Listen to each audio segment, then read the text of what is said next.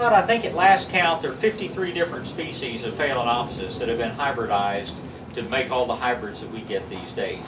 Even among those phales, and they're spread across Sumatra, Borneo, Java, Philippines, that's part of the world they grow in, and some of them tend to grow in much brighter light, some of them tend to grow in lower light.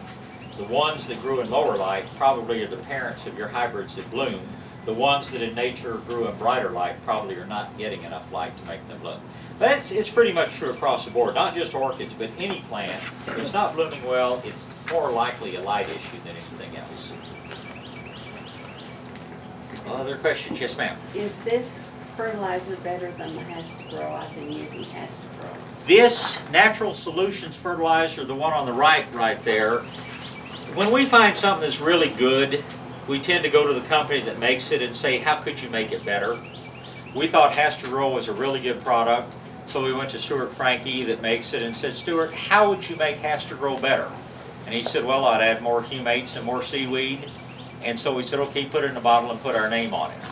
That is Has to Grow with extra seaweed and humates. It's like improved Has to Grow. We love the product from Meister Grow, which is called Rose Glow. But you're not going to find any Rose Glow here, because we went to Gary DeMasters that made the Rose Glow and said, Gary, how would you make it better? And he said, well, I'd add, I don't even remember what it was, 2 or 3 other things to it. And we said, fine. Do that, put it in a bag and put our name on it, and when you get our product called Color Essentials, all that is Rose Glow with some other stuff added to it. The Medina granular fertilizer that we speak so highly of is the main fertilizer we sell, and certainly the main one I use. Stuart has an improved form of Medina granular fertilizer specifically for us. As soon as we get the bag made, we'll have Medina granular organic in our bag. It'll have more iron and more of a couple of things in it. So anyway, that's just Has to Grow with things added to it. So yes, it's excellent for orchids. Yes, ma'am. What is that orchid on both your feet? Oh, that's not an orchid. I don't know why Patrick put it in here, probably to confuse you. That's an interesting plant. That's a little native gladiolus. Actually not native, but a naturalizing gladiolus. Very hard to find, called a Byzantine glad. Okay. So that's just to distract you. He didn't know the difference. Like, what is that there? Yeah. Yes, ma'am. I got an orchid from a friend that she's almost killed it, and the leaves at the base of the pot were wrinkled. Is that lack of or That's no roots. no roots? And but it's interesting. Orchids are so tough. I told you the story about how some of the original orchids made it into collections in England. We get plants every now and then. I say we used to grow several thousand orchids. That was our sideline business before the nursery got so busy that we didn't have time to do the other. But we'd get orchids in with 0 roots on them. And typically what we would do with those, or the way commercial growers would tell you to do it, is take a plastic bag, put a little bit of moist sphagnum in the bag, stick your plant in there and just throw it under a bench somewhere. In that high humidity, the plant would start making roots, and as soon as we saw roots coming out on it, we would take it and pot it up. Orchids are really tough, hardy plants. But on that plant that she's totally destroyed the root system on, it's probably going to take it about 3 years to get it healthy enough to bloom again. If that's a good challenge to you, do it. But nothing happens quickly with orchids.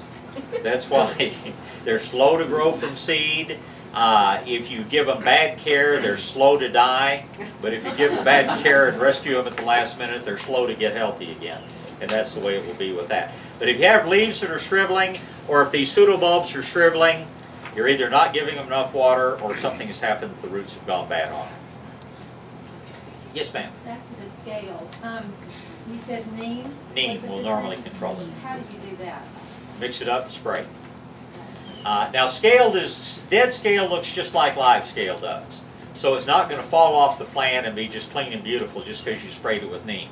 But you spray 2 or 3 times, a couple of weeks apart, and when you stop seeing any scale spreading to the new foliage, you'll know you've gotten it totally under control. Like we do with all of our seminars, you know, if you need to go. I'll stay and answer questions as long as you like.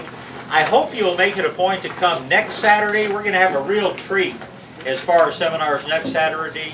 Cynthia Pedregan, she and her husband own the Peachtree Restaurant up in Fredericksburg.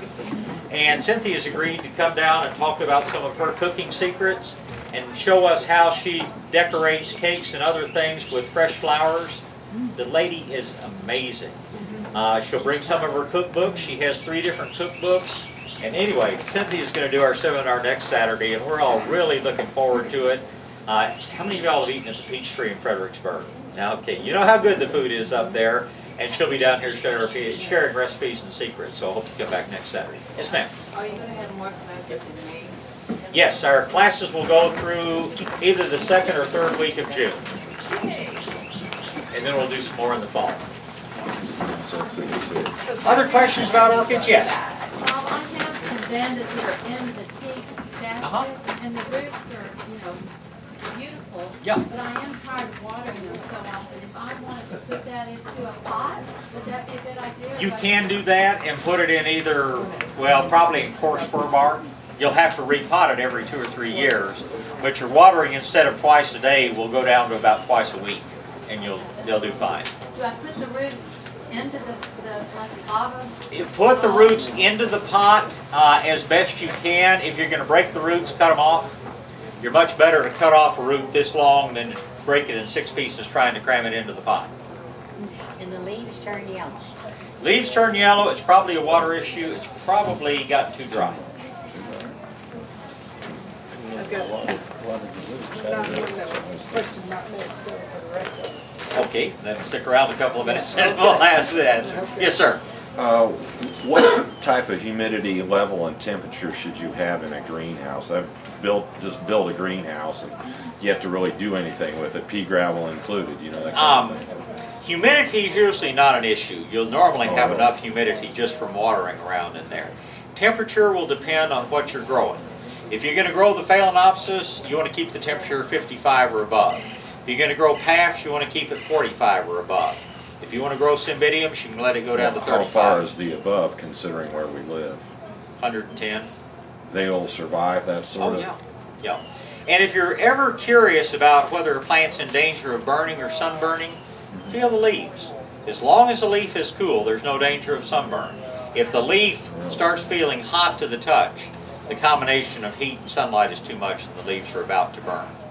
But, you put this in a 35-degree greenhouse, it'll be dead in 2 weeks. So just choose... So more susceptible to cold than to the heat. Yes, that would be true of virtually all the orchids that you'll find here. Now be careful about mail-ordering orchids. There's a beautiful little genus of orchids called Masdevallias, and they're absolutely beautiful, but they grow from the higher elevations in the Andes, and you put them in our 100-degree weather and they'll fold up and die on you.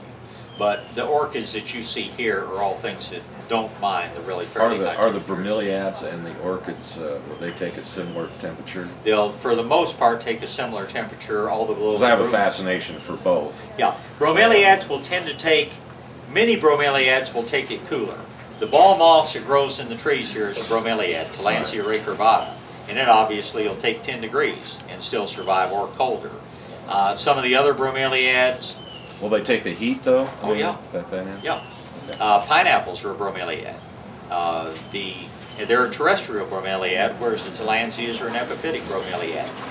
Bromeliads and orchids are not related in any way, but for the most part they grow in the same ecological niche, and their needs, so to speak, are largely Well, the that's same. nice to know. Yeah. I don't have to build 2 greenhouses. No, as a matter of fact, Yeah. one of the best media to pot your bromeliads in is worn out orchid bark.